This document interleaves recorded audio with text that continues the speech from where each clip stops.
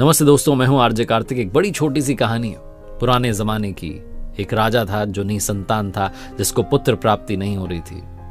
बहुत जतन किए, लेकिन हर बार उसे निराशा हाथ लगी।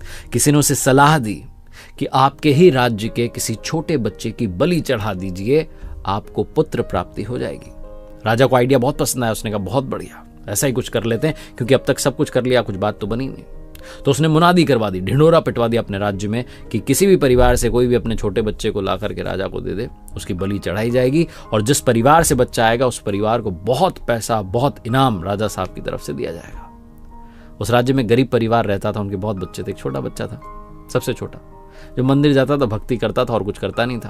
तो उस परिवार के मुखिया को लगा कि हमारे तो इतने बच्चे हैं, इसको दे देते हैं, क्या फर्क पड़ेगा, और वैसे भी किसी काम का नहीं है। तो उस परिवार के मुखिया ने उस बच्चे को राजा को सौंप दिया। राजा ने अपनी तरफ से बहुत सारा पैसा इनाम दे दिया उस परिवार को, खुश हो गया।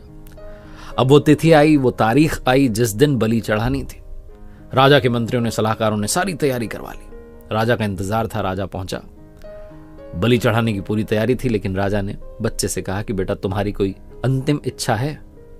तो उस बच्चे ने कहा कि हाँ, मेरी अंतिम इच्छा है, बस मुझे रेत का ढेर ला करके दिया जाए। तो रेत मंगवाई गई, मिट्टी जो थी मंगवाई गई। उस बच्चे ने फटाफट से 4 छोटे छोटे घर बना दिए, ढेरियां बना दी ऐसी।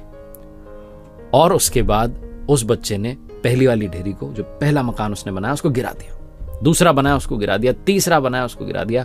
और चौथे के सामने हाथ जोड़ करके बैठ गया, आंखें बंद की, प्रार्थना की, और उसके बाद बोला राजा से कि अब मेरी बलि चढ़ा दो, जो करना है कर लो।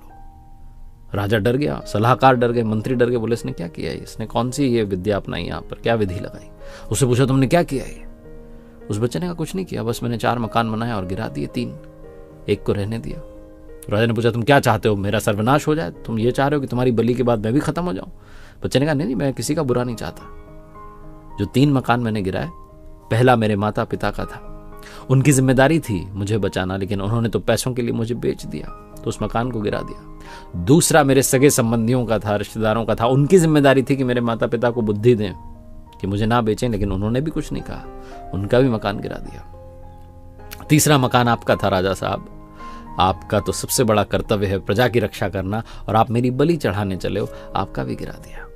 चौथा वाला तो मेरा मंदिर है, मेरे परमात्मा का, अब उन्हीं से मेरी जो है आशा बची है। उनसे मैंने कहा कि अब जो होगा आप देख लेना, मैं आपकी शरण में हूं। राजा की आंखें खुल गई। उसे ये रियलाइज हुआ, महसूस हुआ कि कहीं ऐसा ना हो कि इसकी बलि चढ़ाने के बाद भी बेटा प्राप्त नहीं हुआ तो क्या करूंगा। राजा ने उस बच्चे को ही अपना बेटा मान लिया, उत्तराधिकारी घोषित कर दिया, और पूरे नगर में, राज्य में ढिंढोरा पिटवा दिया कि अगले राजा मिल गए। उस परिवार का मुखिया बस मन में जो है एक निराशा लेकर के ही रह गया। छोटी सी कहानी जिसका सार ये समझाता है कि अगर आप उनकी शरण में चले गए तो वो कभी भी आपका अहित नहीं होने देंगे। एक बार फिर से वही बात जो अक्सर आपसे कहता हूं, ऊपर वाले के आशीर्वाद, अपनी मेहनत, अपनों के प्यार के साथ कर दिखाओ कुछ ऐसा कि दुनिया करना चाहे आपके जैसा। देखते रहिए हर सोमवार सुबह 9:30 बजे एक नई कहानी।